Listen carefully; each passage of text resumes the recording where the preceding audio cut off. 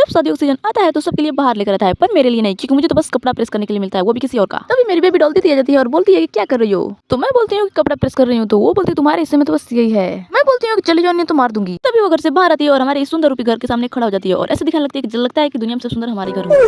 और ये सारा काम करने के बाद वो हमारे इन दोनों चंगू मंगू भाई बहन के साथ खेलने लगती है। आपने कभी 3 साल वाला राउंड देखा है? नहीं देखा तो यहाँ पे देख लो। भ्राताश्री का पैंट प्रेस करने के बाद मैं उनका शर्ट प्रेस करने लगती हूँ और मुझे तो बस नीला पसंद आता है, पर मुझे नहीं। उसके बाद से बिना धूप के अपने सर पे चुन्नी डाल के चल देते हैं खेत में। वो भी साग लाने। हमारा खेत घर से इतना भी दूर नहीं है कि हम वहाँ पे ना पहुँच सके। खेत में पहुँचते ही दीदी तो भाजी तोड़ने में लग जाती है, लेकिन मैं कुछ टटोलने में लग जाती हूँ। मेरे काम करने का तरीका एकदम खतरनाक है। जो भी काम करती हूँ एकदम निडरा पिटे करती हूँ। तभी तो जब मैं काकर तोड़ने जाती हूँ तो वो छोटा होता है, तभी मैं लौकी को देखती हूँ, उसके बाद चली जाती हूँ। इन सबको देखकर तो मेरा पेट ही भर जाता है और मुफ्त में मुन्नू को एक चटा लगा देती हूँ। ये सब मेरे हिस्से में आने वाला खुरपाती काम है। उसके बाद मैं पिल्लू को तू बोल के जगा देती हूँ। पूरा भाजी तो दीदी ने तोड़ा, लेकिन मैं उसके संग गई थी तो थोड़ा क्रेडिट तो मुझे भी मिलेगा। लेकिन मैं एक नंबर की जुट्टी, सब क्रेडिट मैं ले लूंगी झूठ बोल के। इस भाजी का मामला भी बड़ा खराब है। इसे घर लाते ही लोग फुटाई और तुड़ाई चल कर देते हैं। मुझे तो पता ही नहीं था कि मुटरू के चप्पल पहनने का तरीका इतना खतरनाक है। नहीं नहीं, जूता पहनने का। आप बताओ क्या पहनने का? चप्पल पहनने का या जूता पहनने का? ये तो पता ही नहीं चल रहा है कि चप्पल या जूता पता नहीं किस युग का मॉडल पहनी है। इन सारे कामों का निपटान करने के बाद माताश्री को भूख लगती है तो मैं भी जल्दी जल्दी प्याज और लहसुन काट के उनके लिए चावल भूजने लगती हूँ। लेकिन अभी चावल हो ही रहे थे तभी मेरे को भी भूख लग गई। मैं तो एक नंबर की भूखड़ हूँ। मुझे खाना बनाते बनाते इतनी भूख लग जाती है कि मैं खाना बनाते बनाते ही खा लेती हूँ। बस से जब ये चावल हो जाता है तो मैं माताश्री के लिए निकाल कर उनको देती हूँ खाने के लिए।